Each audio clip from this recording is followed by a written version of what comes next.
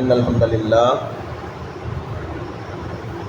وقال تعالى في كلامه المجيد وفرقانه الحميد أعوذ بالله من الشيطان الرجيم بسم الله الرحمن الرحيم اتل ما أوحي إليك من الكتاب وأقيم الصلاة إن الصلاة تنهى عن الفحشاء والمنكر ولذكر الله أكبر। মহান আল্লাহ রব্বুল আলামিনের লাখ কোটি শুকরিয়া যে আজকে পবিত্র জুমার দিনে আরামের বিছানা ত্যাগ করে আমরা ফজরের নামাজ জামাতের সাথে উপস্থিত হয়ে আদায় করতে পেরেছি। এজন্য সবাই কালেমাতুশ শুকর বলি আলহামদুলিল্লাহ। সবার দ্বারা ফজরের নামাজে উপস্থিত হওয়া সম্ভব হয় না। হাদিসে আসছে যেই ব্যক্তি নিয়মিত এশার নামাজ এবং ফজরের নামাজ জামাতের সাথে আদায় করে মুনাফিকের খাতার থেকে তাদের নাম কেটে দেয়। অর্থাৎ মুনাফিকরা এশার জামাতে উপস্থিত হতে পারত না, কষ্ট হইতো, এবং ফজরের জামাতে তো উপস্থিত হইতোই না। এশার জামাতে কিছু উপস্থিত হয়, কিন্তু ফজরের জামাতে উপস্থিত হওয়াটা খুবই কষ্টের বিষয়, তাই না? এর আগেও বলেছি, আবার বলছি যে ফজরের জামাতে যদি কারোর উপস্থিত হতে হয় তাহলে তার ওই সাইডে 10টা 11টার ভিতরে শুয়ে পড়তে হবে। 9টা 10 সাড়ে 9টা 10টার মধ্যে শুতে পারলে ভালো হয়, তাহলে ফজরে উঠতে কষ্ট হবে না। কিন্তু আমি যদি ঘুমাই 2টার সময়, তাই না, ঘুমাই যদি 2টার সময়, তাহলে ফজরের নামাজে উঠবো কী করে? কাজে ফজরের নামাজে উঠার জন্য আপনার আলাদা প্রস্তুতি থাকতে হবে, ঠিক আছে? আলাদা প্রস্তুতি থাকতে হবে। কয়দিন আগে আমার কাছে একজন মাসলা জিজ্ঞেস করছে যে আমি যদি একবারে খেয়ে শুই তাহলে কি আর সেহরি খাওয়া লাগবে কিনা? মানে রোজা থাকবে, নফল রোজা থাকবে, কিন্তু ফজরের নামাজ পড়বে না আর কি। আমি শোন কয়টায়? 2টা 2:30 বেজে যায়, ওই সময় ভাত খেয়ে দেয় শুই, আর ফজরের নামাজ মানে না উঠলাম, ঠিক আছে? এই জাতীয় মাসলা জিজ্ঞেস করছে। নফল ইবাদত করবে, নফল রোজা রাখবে, একবারে সেহরি খেয়ে শোবে, কিন্তু ফজরের নামাজও উঠবে না। বুঝতে পারছেন বিষয়টা? তাহলে কেমন হয়ে গেল না? আচ্ছা যাই হোক, ওই দিকে আমরা যাচ্ছি না। আজকে একটা সূরাতুল আনকাবুত 29 নম্বর সূরার 45 নম্বর আয়াত আপনাদের সামনে তেলাওয়াত করেছি। এই আয়াতটার প্রথম অংশ নিয়ে আমি এর আগে কথা বলেছি, এই বিষয়ে আমি কথা বলবো না, কথা বলবো শেষের যে অংশটুকু আমি তেলাওয়াত করেছি। একটু আয়াতটা পড়ি। উতলু মা উহিয়া ইলাইকা মিনাল কিতাব ওয়া আকিমিস সালাত ইন্নাস সালাতা তানহা আনিল ফাহশাই ওয়াল মুনকার। এতটুকু বিষয় নিয়ে আমি এর আগে কথা বলেছি। অর্থাৎ তোমরা আল্লাহর কিতাব থেকে যা নাজিল করা হয়েছে সেখান থেকে তেলাওয়াত করো, নামাজ কায়েম করো, এই নামাজই সকল প্রকার ফাহিশা কাজ থেকে তোমাদের বিরত রাখবে। এই বিষয়ে আমি কথা বলেছি। এর পরের অংশে আছে ওয়ালা যিকরুল্লাহি আকবার। আল্লাহর স্মরণটাই হচ্ছে সবচাইতে বড় স্মরণ, ঠিক আছে? আজকে এই বিষয় নিয়ে কথা বলবো। আল্লাহর স্মরণ কি? আল্লাহর স্মরণ কি? জিকির না? জিকির, জিকির, সবাই বলেন জিকির। আল্লাহর স্মরণটা কি? সর্ব অবস্থায় জিকির। এই জিকিরটা আল্লাহ তাআলা বলছেন যে সবচাইতে বড়। কেননা আল্লাহু আকবার, আমরা আল্লাহর সাথে কি লগব লাগাই যে আল্লাহ সবচাইতে বড়, তাহলে যেই জিনিসটা বড় সেই জিনিসটার স্মরণও সবচাইতে বড়। সেই জিনিসটা যা আদেশ করেছে, তিনি যা আদেশ করেছেন সেটা মান্য করাও সবচাইতে বড়। আল্লাহর আদেশ মান্য করা সবচাইতে বড় না? তিনি যা নিষেধ করেছেন সেটাও থেকে বিরত থাকা, সেই নিষেধটাকে মান্য করা, নিষেধ অনুযায়ী চলা, এটাও সবচাইতে বড়। সব কিছুই আল্লাহ তাআলার জিকির। এটা হিকায়াতুল লতিফের একটা ঘটনা মনে পড়ে গেল। এক বাদশা, ছোট্ট একটা ঘটনা বলবো। এক বাদশা ঘোষণা দিয়েছেন যে আজকে আমার কোষাগার, মানে কি অর্থ সম্পদ যেখানে থাকে সেই কোষাগার সবার জন্য মুক্ত, যে যা খুশি নিয়ে যেতে পারে, কোনো বাধা নেই। একজন 1 টাকাও নিতে পারে, একজন 1 লাখ টাকাও নিতে পারে, বা যা খুশি সোনা দানা যা আছে যার যতটুকু হাতে ধরবে নিয়ে চলে যাবে। তো সবাই তো মহা খুশি, গোলাম আছে, দেশের লোক আছে, যারা আছে সবাই যার যার খুশি মতো নিয়ে চলে যাচ্ছে। তা বাদশার পাশে বা বাদশার পাশে একটা তার খাস গোলাম ছিল, মানে খুবই ঘনিষ্ঠ, খুবই বিশ্বস্ত একটা গোলাম ছিল। সেই গোলাম আর যায় না, সে বাদশার কাছেই দাঁড়ায় রয়েছে। তা সবার শেষে বাদশা জিজ্ঞেস করছে, তুমি যাও, তুমি নিয়ে আসো। বলছে আমি কি নিয়ে আসবো? বলছে শোনা দানা, তোমার যা লাগে, তোমার যা মন বলে যা নিবা তুমি তাই আজকে। তো ওই গোলাম বাদশাকে জিজ্ঞেস করছে, গোলামের চেহারাও ভালো না, কালো কুৎসিত। সে বাদশাকে জিজ্ঞেস করছে যে এই রাজ্য কার? বাদশা বলছে আমার। এই রাজ্যের যা ধন সম্পদ আছে সব কার? বলছে আমার। কাছে এই যে লোকগুলো যে জিনিসগুলো নিয়ে গেল, ধন সম্পত্তি নিয়ে গেল, এগুলো কার? এগুলো তারা ব্যবহার করবে, কিন্তু প্রকৃত মালিক তো বাদশা। কাছে আমার। বলছে আমি তো সেই বাদশারই ধরে আছি। তো দেখা গেল বাদশার পাঞ্জাবির এক কন্যার সে ধরে রেখেছে। কত সোনা দানা টাকা পয়সা নিয়ে হবে কি? বাদশাহী যদি আমার হয়ে যায় তাহলে আমার জন্য আর কিছু লাগবে, তাই না? কাজেই আল্লাহর যা সম্পত্তি আছে, আল্লাহ যা ধন সম্পত্তি, এই নিয়ামত পৃথিবীতে দিয়েছেন, সব কিছু কার? আল্লাহ। ওর পিছনে দৌড়ায় লাভ নেই, আমাদের দৌড়াতে হবে আল্লাহর পিছনে। আল্লাহ যে নির্দেশ দিয়েছেন, আল্লাহ যে আদেশ করেছেন, তার স্মরণে থাকতে হবে। তার দেখানো পথ অনুযায়ী চললে আমরা মুক্তি পাবো। আল্লাহ তাআলা ওই ধন সম্পত্তিগুলো এমনি আপনাকে দিবেন, আপনি তো বাড়ি বসে থাকতে পারবেন না। আল্লাহ তাআলা আপনার কি বলেছেন? ফজরের নামাজ আদায় করো, জমিনে ছড়িয়ে পড়ো তোমার রিজেকের উদ্দেশ্যে। আর সেই রিজেকটা হবে কি? আল্লাহ তাআলার দেখানো পদ্ধতিতে। তাহলে ওই যে রিজেক আপনি অর্জন করতে গেলেন, এতে তো আল্লাহ তাআলা আপনাকে এমনি রিজেক দিচ্ছে।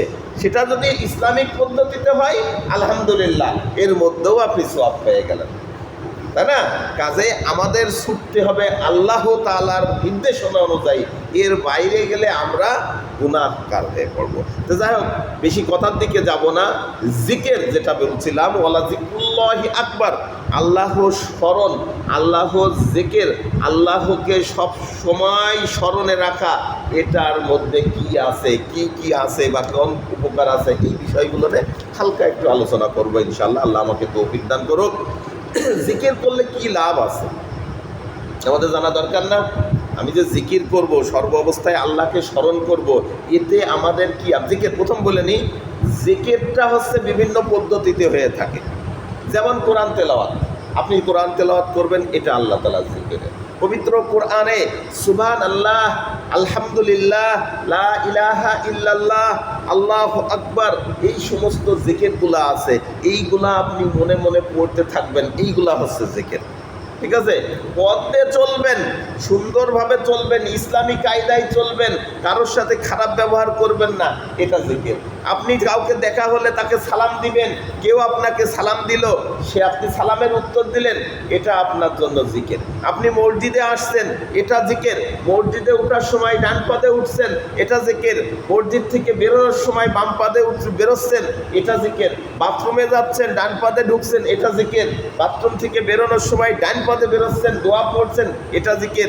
ঘুমানোর সময় দোয়া পড়ছেন, ইসলামিক পদ্ধতি ডান কাতে শুকছেন, এটা আপনার জন্য জিকির। সকল কিছু জিকির, তবে আপনার নিয়ত থাকতে হবে ইসলামিক পদ্ধতি, মাসনুন পদ্ধতিতে যেন জিনিসটা হয়, তাই না? আমার মন গড়া পদ্ধতিতে বলে না, যে শীত হয়ে শুয়ে পড়লো, কোনো দোয়া দরুদ পড়লো না, সেও আল্লাহর রহমতে সারা রাত ঘুমাবে, তাকেও আল্লাহ তাআলা ঘুম দিবে, কিন্তু তার ঘুমের মধ্যে আল্লাহ তাআলা সওয়াব দেবে না, সারা রাত নফল ইবাদতের সওয়াব দেবে না। কিন্তু আপনি যদি ঘুমের দোয়াটা পড়ে শোন, ইসলামিক পদ্ধতিতে ডান কাতে শয়ন করেন, তাহলে ফজর পর্যন্ত ঘুমালেন, আপনার নিয়ত রয়েছে ফজরের নামাজ আদায় করবেন, ওই ফজর পর্যন্ত সারা রাত আল্লাহ তাআলা আপনাকে নফল ইবাদতের মধ্যে রাখবে, এটা নফল ইবাদতের সওয়াব পেতে থাকবেন। আল্লাহ তাআলা ফেরেশতারা কলমটাকে উঠিয়ে রাখে কোন সময়? যখন আপনি ঘুমান। বেশ কয়েকটা সময় আছে যখন আপনি ঘুমান, আপনার কোনো পাপ লেখা হয় না। কিন্তু আপনি যদি এই ইসলামিক পদ্ধতিতে ঘুমান, তাহলে আপনার আমল নামায় সারা রাত নফল ইবাদতের সওয়াব লেখা হতেই থাকবে। কলম ওই সময় ফেরেশতারা বন্ধ করতে পারে না, তাই না? তাহলে আমরা আল্লাহ জিকিরে থাকতে পারবো না। এইগুলো হচ্ছে জিকির। তাছাড়া আমরা অনেক সময় দেখে থাকি বিভিন্ন পীর মুরিদের দরবারে বিভিন্ন রকম জিকির হয়ে থাকে। কেউ আমরা ওই যে গাড়িতে করে যাই, হুক্কা পাটি হুকু হুকু করতে করতে যাই, এগুলো আল্লাহর জিকির না। এগুলো আল্লাহর স্মরণ না। অনেক সময় দেখবেন যে অনেকে কথা বলছে, ইউটিউবে দেখা যায়, ফেসবুকে দেখা যায় যে জিকির করতে করতে লাফালাফি শুরু করে দিয়েছে। এগুলো ইসলামিক কোনো পদ্ধতি না, এগুলো মাসনুন পদ্ধতি না। অনেক সময় জোরে জোরে চিল্লাই লাফালাফি করে জিকির করছে, এগুলো পদ্ধতি না। আপনি স্মরণে রাখবেন কোন পর্যন্ত? আপনার মন থেকে, আপনার মনের ভিতর থেকে আসতে হবে। এটা বাইরের থেকে না, লোক দেখানোর কিছু নেই, আপনার মনের থেকে আসতে হবে। এবং সেই অনুযায়ী বাস্তব জীবনে, আপনার চলার পথে, আপনার সংসার জীবনে, আপনার কর্মক্ষেত্রে, সকল অবস্থাতে জিনিসটা কাজে লাগাতে হবে। এটাই হচ্ছে আল্লাহ তাআলার জিকির। ঠিক আছে? এই জিকিরটা আরেকটা আছে হচ্ছে দোয়া। দুই রকম জিকির আছে, একটা হচ্ছে এই যে বিভিন্ন রকম শব্দ বললাম, আরেকটা হচ্ছে দোয়া। নিজের জন্য যে দোয়া করবেন সেগুলাও আল্লাহর কাছে জিকির। আপনি যখন আল্লাহর কাছে চাইছেন, হে আল্লাহ আপনি আমাকে এই বিষয়ে সফলতা করেন, আমার ভিতরে এই রোগ আছে, এই রোগ থেকে আমাকে সুস্থতা দান করেন, আমার এলাকায় এই সমস্যা আছে, এই সমস্যা থেকে আমার এলাকাকে আমরা যেন মুক্ত করতে পারি, এই তৌফিক দান করেন। এটা কি আল্লাহর স্মরণে হচ্ছে না শয়তানের স্মরণে হচ্ছে? আল্লাহ স্মরণে করছি না, কাজে এটাও আল্লাহর কাছ থেকে। আপনি আপনার জন্য দোয়া করছেন, আপনার প্রতিবেশীর জন্য দোয়া করছেন, সকলের জন্য দোয়া করছেন, এটাও আল্লাহ। আপনার সন্তানকে ইসলামিক পদ্ধতিতে সুন্দরভাবে শিষ্টাচার শিক্ষা দিচ্ছেন, আপনার সন্তানকে ভবিষ্যতের জন্য ভালো মানুষ গড়ে তোলার জন্য শিক্ষা দিচ্ছেন, এটাও আল্লাহর জিকির। এটা আল্লাহ জিকির না? এটাও আল্লাহর জিকির। তো যাই হোক, জিকির করলে আমরা বুঝলাম জিকিরের দুই প্রকার আছে। একটা হচ্ছে আল্লাহ তাআলা যে পদ্ধতিগুলো দিয়েছে এগুলো স্মরণ করা, কোরআন তেলাওয়াত করা, সুবহানাল্লাহ আলহামদুলিল্লাহ পড়া, এবং বিভিন্ন রকম মাসনুন দোয়া আছে এইগুলো পড়া, এগুলো আল্লাহ জিকির। আরেকটা আছে দোয়া। আমরা মনে করি দোয়াটা হয়তো নিজের জন্য না, দোয়াটাও আল্লাহ তাআলার জিকির। এটা করলেও আপনি আল্লাহ তাআলার স্মরণের মধ্যে থাকতে পারবেন। বুঝা গেল? এরপরে জিকির করলে কি লাভ? আমাদের অনেকে আছি না, আমরা আমাদের পারে নিজেদের পারে নিয়ন্ত্রণ থাকে না। জিকির করলে নিজের পারে নিয়ন্ত্রণ আসে। যেরকম একটা উদাহরণ দিন, অনেকে আছে রেগে গেলে আর মাথা ঠিক থাকে না, রেগে গেলে মাথা ঠিক থাকে না। সন্তান হোক, নিজের স্ত্রী হোক, পিতামাতা হোক, সমানে সবাই মারা শুরু করে দেয় বা খারাপ আচরণ করা দেয়, ঘরের ভিতরে যা জিনিসপাতি আছে ভাঙা শুরু করে দেয়। এরকম আছে না? অনেকে আছে। তো কি হয়? বলে যে আমি রাগকে নিয়ন্ত্রণ করতে পারি না। এটা ভুয়া কথা, এটা মিথ্যা কথা। এটা মিথ্যা কথা কি জন্য আমি বলি? জাহাঙ্গীর স্যারের একটা উদাহরণ দিয়ে ওনার মুখে শুনছিলাম, বক্তব্যটা নেটেই পাওয়া যায়, যে মনে করেন আপনি খুব রেগে আছেন, আপনার স্ত্রীকে, আপনার সন্তানকে, আপনার কাজের মহিলাকে, কাজের লোককে প্রচুর মারাধরা করছেন, ঘরের জিনিসপাতি ভেঙে ফেলছেন, এমন রাগ অবস্থায় আপনি রাগ কন্ট্রোল করতে পারছেন না। তাহলে হুজুররা কি পদ্ধতি দেয়? ইসলামিক পদ্ধতি। আপনি অজু করেন। আরে রাখেন অজু, ওই সময় আবার অজু করার কথা মনে থাকে নাকি? ওই সময় উজু করার কথা মনে থাকে, ওই সময় উজু করার কথা মনে থাকে না। আরও পদ্ধতি আছে। আপনি দাঁড়িয়ে রাগে রেগে আছেন, আপনি বসে পড়েন, এটা হচ্ছে পদ্ধতি। বসে রাগ করছেন, শুয়ে পড়েন, আপনার রাগ কমাই দেবে। এগুলো ইসলামিক পদ্ধতি। আরে ওসব আবার মনে থাকে নাকি? আপনি বলবেন আচ্ছা ঠিক আছে মনে থাকে না, মানলাম। জাহাঙ্গীর স্যার যে পদ্ধতিটা বলছে, এমন রাগের সময় হঠাৎ আপনি শুনতে পেলেন আপনার দরজা কেউ খটখট করছে, এই কিনারে অমুকের বাচ্চা তমুকির বাচ্চা, কেউ দরজা খুলতে গেলেন। আপনি উদাহরণ দিচ্ছি, অমুকের বাচ্চা তমুকির বাচ্চা করে দরজা খুলতে গেলেন, দরজা খুলতে যায় দেখলেন যে আপনার ঘরের সামনে, দরজার সামনে ডিসি সাহেব দাঁড়ায় রয়েছে অথবা এমপি সাহেব দাঁড়ায় রয়েছে। আপনার রাগ কোথায় যাবে? আপনি কি তার সাথেও ওইভাবে রেগে কথা বলবেন? এমপি সাহেব এসেছে আপনার দরজার সামনে, আপনি কি তার সামনে কথা বলবেন নাকি সঙ্গে সঙ্গে নিজেকে নিয়ন্ত্রণ করে, স্যার ভালো আছেন, তাই তো আমাকে খবর দিতেন, আমি নিজে যেতাম, আপনি কষ্ট করে আসতে গেলেন, তখন তো আপনার আচরণটা ভালো হয়ে যাচ্ছে। কাজে আপনি যে নিজেকে নিয়ন্ত্রণ করতে পারেন না, এটা মিথ্যা কথা, এটা ভুয়া কথা, এটার কোনো ভিত্তি নাই। আপনি নিজেকে নিয়ন্ত্রণ করতে পারেন। আপনি চেষ্টা করেন, নিয়ন্ত্রণে আসবে। কাজে আল্লাহ তাআলা স্মরণটা এই নিয়ন্ত্রণে নিয়ে আসতে আপনাকে বাধ্য করবে। আপনি যখন রাগ করবেন তখন আল্লাহকে স্মরণ করেন যে না, এত রাগ করা যাবে না, এটা সকল দিক দিয়ে ক্ষতিকর, এটা আমাদের স্বাস্থ্যের জন্য ক্ষতিকর। রাগ করা বা টেনশন করা, এই রাগের থেকে টেনশনের জন্ম হয়, এই রাগের থেকে আপনার মধ্যে কি হবে, দুশ্চিন্তার জন্ম হবে, আর এটা আপনার শরীরের জন্য ব্যাপক ক্ষতিকর। ডাক্তারের কাছে গেলে কয় না যে খবরদার দুশ্চিন্তা করবেন না, একটু বয়স হলেই দুশ্চিন্তা করলে হার্ট অ্যাটাক হয়, বিভিন্ন রকম ব্লাড প্রেশার বেড়ে যায়। আছে না এরকম? আছে না এরকম? অনেক সময় দেখা যায় যে বাজারে গেছে, হার্টের রুগী বাজারে গেছে, মাছের দাম কত, মাছের দাম আগে ছিল 300 টাকা, এখন হয়ে গেছে 500 টাকা। ওরে বাবা, 500 টাকা, ওই অ্যাটাক হয়ে গেল। ওই সময় হাট ধরে বসে পড়েছে, এরকমও দেখা যায়। কাজেই দুশ্চিন্তা থেকে মুক্ত থাকা যায়। আল্লাহর স্মরণটা বেশি বেশি করলে, ওয়ালা যিকরুল্লাহি আকবার, আল্লাহর স্মরণটা বেশি বেশি করেন, আপনার মধ্য থেকে দুশ্চিন্তা দূর হয়ে যাবে, দুশ্চিন্তা দূর হয়ে যাবে। কাজেই আল্লাহর জিকিরটা দরকার না? তারপর আরও উপকারিতা আছে, আল্লাহর উপর নির্ভরশীলতা আসবে। আপনি সব কাজে আল্লাহর পরে নির্ভর হতে পারবেন, নির্ভর করতে পারবেন যে না, যা হয়েছে হোক, আল্লাহ তাআলা সংশোধন করে দেবে। আল্লাহ তাআলা, আগেকার লোকে কী করতো, সাহাবীরা কী করতো, ধৈর্য এবং সবরের মাধ্যমে আল্লাহর সাহায্য প্রার্থনা করতো।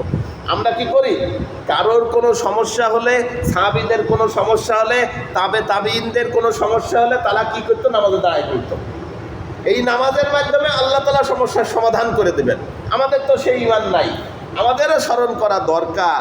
যখন আপনি বেশি বিপদে পড়বেন, মসজিদে ঢুকলে সময় আছে 5 মিনিট, আপনি বসে না থেকে 2 রাকাত দুখুলুল মসজিদ পড়বেন, 2 রাকাত আল্লাহ তাআলাকে রাজি খুশি করার জন্য নফল ইবাদত করবেন। দেখবেন যে আল্লাহ তাআলা আপনার মনের মধ্যে প্রশান্তি দিয়ে দিয়েছে, সকল প্রকার দুশ্চিন্তা দূর করে দিয়েছে। সুবহানাল্লাহ, বলা যায় না? এটাই তো আমাদের শিক্ষা। এই শিক্ষা না পাইলে আমরা কিভাবে সমাজে চলবো? ঠিক আছে, আরও শেষ করে দেব। আরও আছে, নেক আমল করার আগ্রহ জন্মাবে। আপনি যখন সবসময় আল্লাহকে স্মরণ করবেন, আল্লাহকে রাজি খুশি করতে থাকবেন, তখন আপনার সামনে যদি কোনো হারাম কাজ আছে, কোনো খারাপ কাজ আসে, আপনি কি সেই কাজ করতে আগ্রহী হবেন? যে না, আমি নেক কাজ করব, ভালো কাজের প্রতি আগ্রহী হব, খারাপ কাজের প্রতি যাব না। এটা আসবে না মনের মধ্যে? সকল প্রকার হালাল কাজের প্রতি আপনার আগ্রহ বাড়বে। হারাম কাজ থেকে আপনি নিজেকে বিরত রাখবেন, হারাম কাজ থেকে নিজেকে বিরত রাখবেন। আপনি দাড়ি টুপি রেখেছেন, যদি আল্লাহকে খুশি করার জন্য রেখে থাকেন, আপনি ব্যবসায়ী, ব্যবসার ক্ষেত্রে যায় আপনি কখনোই 2 নম্বরই করতে পারবেন না। আপনি চাকরিজীবী, চাকরির ক্ষেত্রে যেয়ে আপনি কখনোই ফাঁকি দিতে পারবেন না, অফিস ফাঁকি দিতে পারবেন না। এটা হচ্ছে আল্লাহর স্মরণের উপকারিতা। বোঝা গেল? আল্লাহ স্মরণ করলে কি হয়, সকল প্রকার খারাপ কাজ থেকে বেঁচে থাকা যায়, ইমানি শক্তি বৃদ্ধি পায়। আল্লাহকে স্মরণ করলে কি হয়, ইমানি শক্তি বৃদ্ধি পায়। আপনি আল্লাহকে রাজি খুশি করার জন্য চলেন। আপনার সামনে যদি কেউ অন্যায় করে, আপনি জানবেন আল্লাহ তাআলা পবিত্র কোরআনে নির্দেশ দিয়েছে, আমরু বিল মারুফ, সৎ কাজের আদেশ দাও, অসৎ কাজ থেকে নিষেধ করো, ওয়ান নাহি আনিল মুনকার। তাহলে আপনার সামনে যখন খারাপ কাজ হবে, আপনি তখন সেটাকে নিষেধ করবেন, প্রতিহত করবেন। এটা হচ্ছে আল্লাহর স্মরণ, এটাও আল্লাহর স্মরণ। ইমানি শক্তি আপনার বৃদ্ধি পাবে, নিজের পরে নিয়ন্ত্রণ আসবে। আমার নিজের পরে, ওই যে রাগের কথা বললাম, নিজের পরে কন্ট্রোল আসবে। আপনি আপনার রাগ হোক, ক্ষোভ হোক, আপনার মুখ হোক, আপনার যাই শরীর হোক, সব কিছুকে নিয়ন্ত্রণ করতে পারবেন। পারবেন না? আপনি চার দোকানে বসে যদি আল্লাহকে সবসময় স্মরণে রাখেন, চার দোকানে বসে লোকের সাথে মিশে 5টা লোকের জন্য নামে গীবত করতে পারবেন না, কুসংস্কার বা কুচ্ছা লটাতে পারবেন না, এসব থেকে আপনি বিরত থাকবেন। সমাধান ঠিক না? কাজে এটা দরকার না আমাদের? এটা দরকার আমাদের। তাহলে আল্লাহর পরে ভরসা করে চললে কি হবে, আমরা অনেক কিছুর থেকে বেঁচে থাকতে পারবো, অনেক ভুল থেকে, অনেক খারাপ থেকে। আরও একটা বিষয় হলো, একটা ভুল আমি করে ফেলেছি, একটা ভুল আপনার দ্বারা হয়েছে, আমার দ্বারা হয়েছে, যখন ভুলটা সংশোধন হলো, এই ভুলটা স্বীকার করাও এটা আল্লাহ তাআলার জিকির, এটা আল্লাহ তাআলার জিকির, সকল কিছু আল্লাহ তাআলার জিকির। এই জিকিরে ফিকিরে আমরা যদি থাকি তাহলে আমরা আমাদের শরীরটাকে ভালো রাখতে পারবো, আমাদের আমলগুলো ভালো করতে পারবো, আমাদের নিজেদের উপরে নিয়ন্ত্রণ রাখতে পারবো, এবং সর্বোপরি মহান আল্লাহ তাআলার যে উদ্দেশ্য আমাদেরকে জান্নাতে দেওয়া, এই সর্ব অবস্থায় আল্লাহ তাআলাকে স্মরণ রাখার কারণে আল্লাহ তাআলা আমাদেরকে জান্নাত নসিব করে দিতে পারেন। সবাই বলেন আমিন। এটা দরকার না? স্মরণটা দরকার না? সর্ব অবস্থায় আল্লাহ তাআলার স্মরণে থাকবেন। ইসলামের যেখানে নিষেধ আছে সেখানে কোনো কম্প্রোমাইজ নেই। যেটা নিষেধ আল্লাহ তাআলা করেছেন সেটা নিষেধ হিসেবেই আমাকে মানতে হবে, যেটা আদেশ করেছেন সেখানেও কোনো কম্প্রোমাইজ নেই, সেটা আমাকে মানতেই হবে আদেশ হিসেবে, এর বাইরে আমার যাওয়া যাবে না। এটাই আল্লাহ তাআলার সবচাইতে বড় জিকির, সব স্মরণ।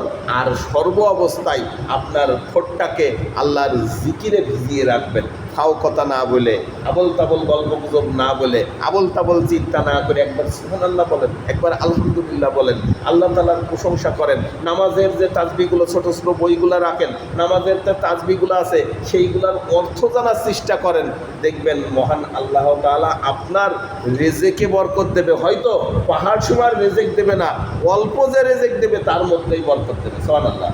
ঠিক আছে? মনের মধ্যে প্রশান্তি দেবে। আপনার ব্যাংকে রয়েছে কোটি কোটি টাকা, যদি রাত্রে বিছানায় ঘুমাতে না পারেন, বাড়ি থেকে পলায়ে বাগানে বাগানে ঘুমাতে হয়, তাহলে ওই টাকা দিয়ে লাভ কি আপনার? আপনার কাছে রয়েছে কোটি কোটি টাকা, আপনার সন্তানরা মদ গাঁজা খেয়ে বেড়াচ্ছে, ইয়াবানে নেশা জাতীয় দ্রব্যর ব্যবসা করে বেড়াচ্ছে, কী লাভ? আপনার মনের মধ্যে শান্তি নেই। আপনার টাকা রয়েছে, আপনার স্ত্রী, আপনার কন্যা খারাপ কাজের সাথে যুক্ত রয়েছে, অপরের সাথে বিভিন্ন রকম পরকীয়া, বিভিন্ন রকম সম্পর্ক করে বেড়াচ্ছে, আপনার মনের মধ্যে শান্তি নেই, কী লাভ এই টাকা? অথচ আপনার কোনো রকম চলার মতো রয়েছে, সবাই আল্লাহ তাআলার হুকুম বিধান মানছে, এর মধ্যে অনেক শান্তি, এর মধ্যে অনেক প্রশান্তি। অন্তত নিশ্চিন্তে আপনি ঘুমাতে যেতে পারবেন, নিশ্চিন্তিকে ঘুম থেকে উঠতে পারবেন। ঠিক না? কাজে আল্লাহ তাআলার স্মরণটা আমাদের দরকার।